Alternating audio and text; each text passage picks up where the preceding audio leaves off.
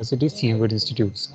We are starting with the new subject or chapter today with respect to legal aspects of business. Now, this is a completely new subject. We have not yet covered or touched any of the portion of this subject. And in terms of your understanding of your induction program, I have given you a brief overview or orientation about what the particular subject is. This particular subject is divided into further 5 chapters, and the respective 5 chapters are Indian Contract Act, the Sale of Goods Act, the Negotiable Instrument Act, the Indian Companies Act, and lastly, the Consumer Protection Act, along with a certain portion of patent, trademark, and copyrights, that is IPR concern. Now, legal aspect of business, this particular subject specifically deals with or gives you an understanding or explanation about the various laws which you have to regulate, various laws which you have to implement, and you have to follow during the course of your business activities.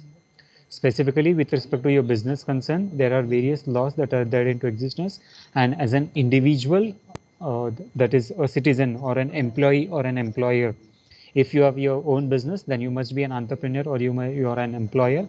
And if you are working with an organization, then will be an employee of that particular business concern or the organization. So for this case, what happens? You have to be in a regular daily business practice. We have to understand, we have to deal with various laws, rules, regulations that are there into existence. Those laws, those framework are strictly for to be followed by each and every individual, and they have to comply with as per the terms and conditions that have been provided by the government, because it is having a legality as an object from the constitutional point of view. So anyone who is not obeying or who is not complying with these particular laws are attracting a certain penalty from the respective government, and they will be punished, which is either which may be included in terms of your fine, or you may be put behind the bars, that is in prison also. So in those terms, we'll be understanding or dealing with how the individual laws are there into existence and how you need to regulate or govern the business activities. So the brief overview now, starting with the first chapter. The first chapter is specifically the Indian Contract Act of 1872, that is ICA. So henceforth, the short form of Indian Contract Act will be ICA. So the has been removed, and for every act is called as in the Indian Contract Act of 1872. This particular act, now why add every act, whenever you see it, the year has been followed with that particular name of that particular act. It has been given in such a way or in such a particular fashion, because so as to remember in which year the act has been passed or it has been enacted. So this particular act, that is the Indian Contract Act, it has been enacted, it has been approved and got the consent of the respective hierarchical monarchy, because in the earlier sense there was no government into existence. Whereas whenever the British rule or British hierarchy was into existence in the year 1872, there was no constitution, there was no parliament, and hence the Indian Contract Act of 1872 was passed by the British monarchy, that is with the assent or consent that was been given by the then Queen Elizabeth, which was there. So the approval was received from Great Britain. Now, the syllabus of Indian Contract Act of 1871, essential elements of a valid contract, performance and discharge of contract, breach of contract with the meaning and remedies, contract of indemnity and contract of guarantee. So these are the various two major perspectives wherein the contract of indemnity or the contract of guarantee, a 10 marks question can be asked for you. Further, with respect to the surety and co-surety. Now here at this case, 5 marks question can be asked for you with respect to the surety and co-surety, but an extensive long question can be or may be asked on agency contract. So what is meant by agency contract? How do you define an agent? Whom we can call an agent, and what is the relationship between the principal and the agent? Creation of agency, classification of agents. So what are the different types of agents that are there into existence? Relationship between the principal and agent, agent authority, revocation and renunciation, rights and duties and liabilities of the agent as well as the principal. So whenever we say there is existence of rights and duties, so for rights, duties and liabilities, the agent rights, duties and liabilities are different, whereas of the principal also they are different. And lastly, the concept of termination of an agency. So if there is an existence of an agency contract between two persons, that is the agent and the principal, and if you want to terminate that particular contract, then what are the various terms in which the particular contract can be terminated or it can be extinguished? So how the liabilities, rights and duties of the respective persons, that is the agent, the principal, and both the persons or the agency can come to an end. So these all particular things will be covered in chapter number 1. Now I am beginning with chapter number 1. So introduction, this particular contract, that is the Indian Contract Act of 1872, it was passed in the year 1872 and it was been approved or got the permit or assent by the respective British hierarchical monarchy that was there into existence. Now what does it covers? It covers the various laws, rules, regulations and discussions about how an individual has to follow or how the individual has to perform his daily business activities. So in the ordinary course of business, if a particular individual is living in the common course of time, then what are the various laws that one has to follow, what are the various rules that one has to follow, and how law or legality is getting attracted. So in the day, course of duration of time, that is from your early in the morning, whenever you get down from your bed to the time till you sleep again back to your bed, there are several number of contracts that we are entering into. There are several number of legal laws, rules, regulations that are there into existence, which we individually come into existence. Very few often or very at certain phases of frequency point of time, we enforce this particular contract and we do not enforce this particular contract. Now, what do we mean by enforceability? Enforce means in the sense that is whenever you attract a certain law or whenever you attract a particular section which is in purview or which is within the boundaries of this particular law, then that particular contract may be called as an enforceable contract. Similarity in the Indian and British concept. Now, the concept that you will be studying in Indian Contract Act of 1872, it is almost similar concept with respect to the British government that was there into existence. So entire Indian Contract Act of 1872 was as it is replicated, as it was being copied from the British government. So the Indian Contract Act of 1872, as we have enacted or as we have accepted in India, it is same in terms of British concept or UK also. So there is no much difference between that particular concern. So as in we can see the Contract Act that has been framed in Indian origin, the same Contract Act existed or is still into existence in British concept also. So the laws, rules, regulations are almost similar, which is applicable to India as well as which is applicable to the British, that is UK. Over a period of time, there are several amendments or several revisions has also been undertaken, and as and when the need has been required, the Parliament has provided certain consent or authority for changing or amending these particular laws. Now, at a several stages or point of time, you must be feeling or you must be thinking that why this particular act was of such acceptance or why this particular act was passed in this particular manner or this particular fashion. Because the reason was such that just imagine the era of 1872, wherein we were having limited number of people, we were having limited number of good people who were working as a good academic leaders and so on, and in terms of the administration or political background of that particular scenario also. Very few people or political leaders were also in existence, and very few freedom fighters, they were also there into existence, and they have a certain vision of framing or building a new India. So for building the new India, they have went to this particular England or London or UK and so on, and accordingly after their study, that is whenever they completed their barrister, that is Mahatma Gandhi, Ambedkar and so on, they went to this particular concept, they learned the British Parliament, and accordingly from those concerned, the Indian Contract Act of 1872 was been enacted or it was been accepted. So whenever you see the drafting of the particular constitution or drafting of the Indian Contract Act is there into existence, it is almost similar, which has been adopted from the British economy. Now, what is a contract? So now let's begin with the particular concept of understanding what the contract means, and step by step, each and every step will be going further with respect to the understanding of the concept.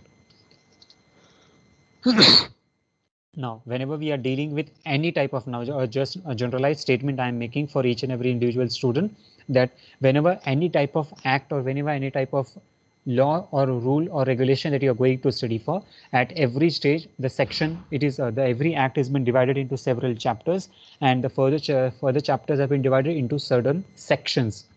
Now, in terms of the Indian Contract Act, we have around 7 to 8 chapters. That is, earlier it was 7, and further after the agency contract, guarantee contract, and so on, the chapter has been included, and it becomes 8 chapters. So from Indian Contract Act, we have a respective 8 chapters, and these particular 8 chapters are further divided into more than 300 sections. So there are 300 sections in Indian Contract Act, and each and every individual section is having its own importance. Now, a general thumb rule which is applicable for each and every act or a law that was into existence is, the first thing is the section number 1. The section number 1 specifically focuses on what is the name of the act that they are passing for. So for each and every concern or each and every act or each and every law that has been passed by the parliament, the section 1 defines what is the name of that particular act. So in this case, section 1 will be this particular act will be called as the Indian Contract Act of 1872, and it has been passed in the Indian Constitution. Furthermore, one more line that has been added in terms of section 1 is this law is applicable to the whole of India except the state of Jammu and Kashmir. Now, since from 1947 to 2018 or 2019, this particular line was into existence in each and every act that was been passed. Why? Because section of 370 on and that particular 374 and all this particular thing, which Narendra Modi government, now the NDA government, has removed the special status or special category of Jammu and Kashmir. So earlier, what was the line that was being specifically mentioned, that this particular law or act applies to the whole of India except the state of Jammu and Kashmir. So any act, any law, any existence or any rule that has been passed in Indian Parliament or Indian Constitution, it was not applicable to Jammu and Kashmir. But after now, but in today's scenario, that is 20 and 21 onwards, all the laws, all the rules, regulations are applicable to the state of Jammu and Kashmir, and there is no differentiation between India and J&K. So there is only one law that is into existence, and one law which has been passed every year into the parliament. It is applicable to entire Indian region or Indian country. So that particular thing is very clear for each and every individual student, that section 1 will always be the definition of this particular act, that is the definition in terms of meaning. So what will it be called? This particular act will be called as an so and so act, and it is passed on the so and so date. So specifically the date is made applicable and from when the act is applicable. For example, with the help of GST, that is the Goods and Service Tax Act of 2016, it specifically mentions section 1 that this particular act will be called as the Goods and Service Tax. It is up and it is passed on so and so date, and it is applicable from 1st of April 2017. So in this way, the date of implementation of that particular act also has to be mentioned very specifically along with a certain connotation. That particular connotation is this particular act is applicable to the whole of India except the state of Jammu and Kashmir. Now this particular line is been removed from all the act and it is further not into existence. So remember, from a 2 marks, that is this particular question can be asked for your 2 marks, that which is the particular state which is applicable for whole of the India.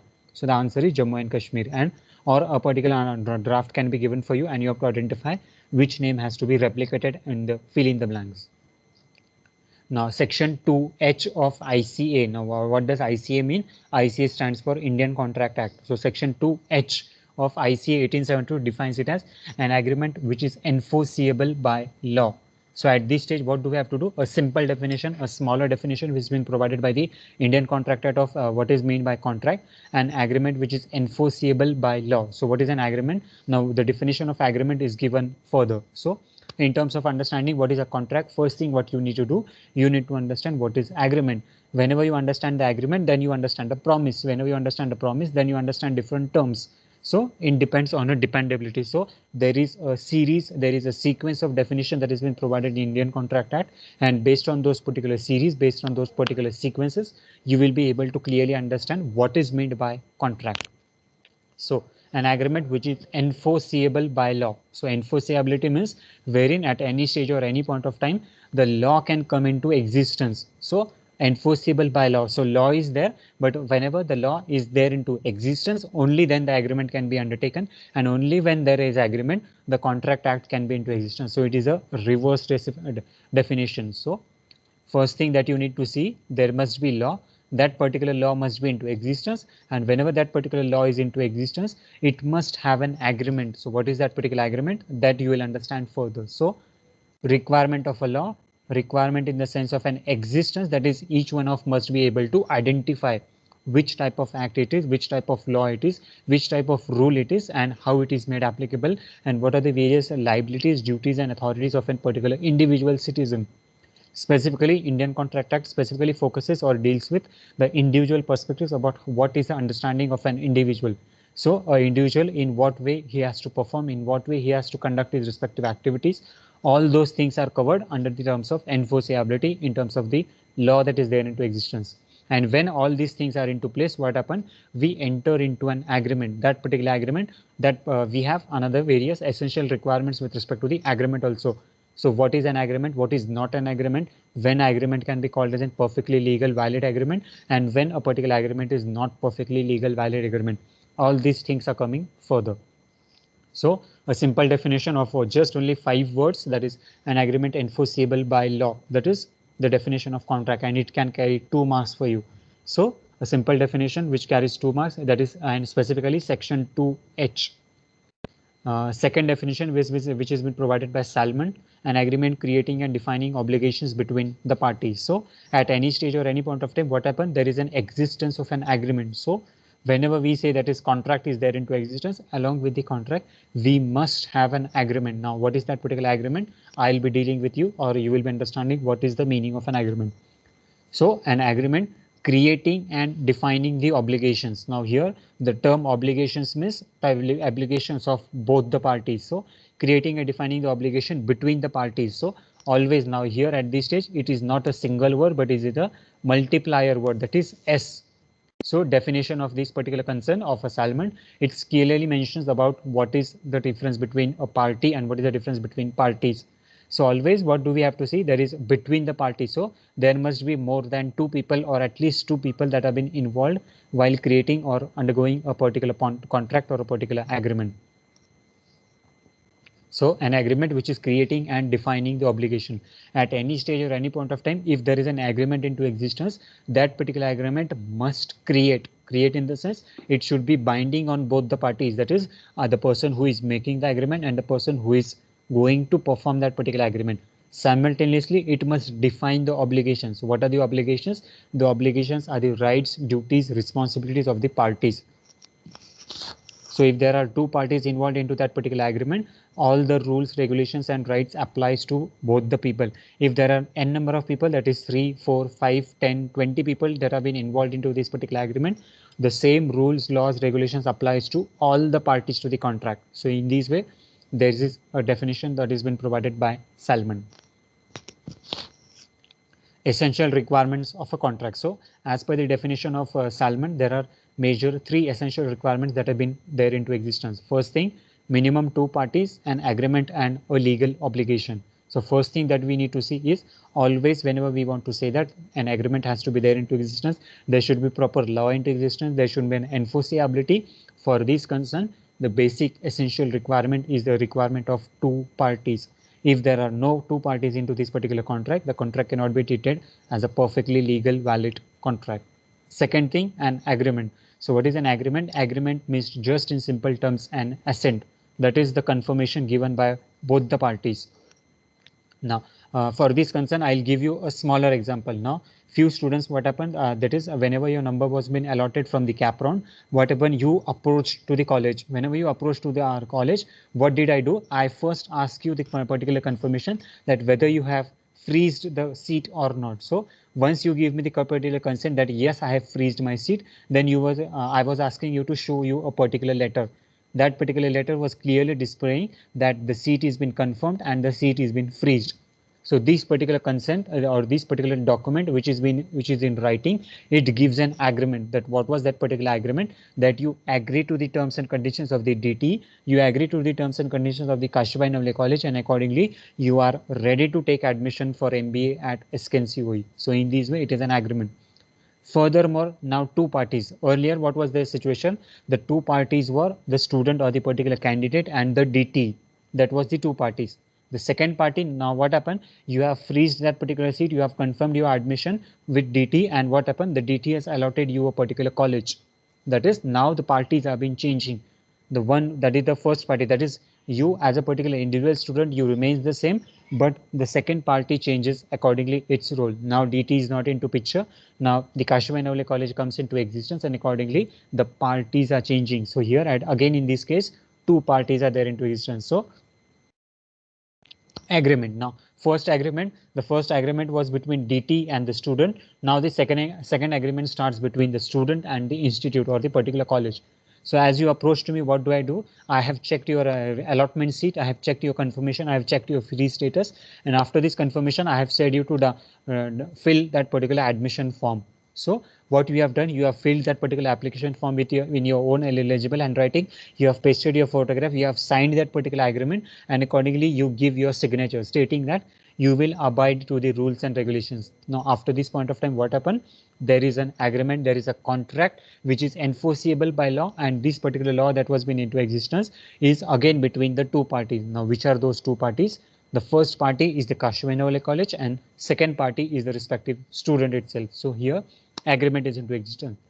Third perspective, at any stage or at any point of time, whenever you're conducting any contract or any agreement, there must be a legal obligation between both the parties. Legal obligation in the sense, all the contracts, all the agreements, all the happenings or all the activities that you're conducting in any of the transaction or any of the mode, at every stage there must be there should be a legal existence at every point of time. That particular legal existence is how the parties are liable towards each other. That is, what are their rights, what are their obligations, what are their duties, and in what way they have to perform their promises. So any promise that you are going to give, any agreement that you are going to make, any contract that you are going to enter, it must be bounded by a legal activity, by a legal obligation. So at any stage or any point of time, if any of the party is not performing their promises respectively, then what we can do, we can go to the respective authority, and then the necessary compensation or necessary damages can be claimed as and when it has been required. So with respect to the Salmon, there are essential requirements of the contract, that is two parties, an agreement, and a legal obligation.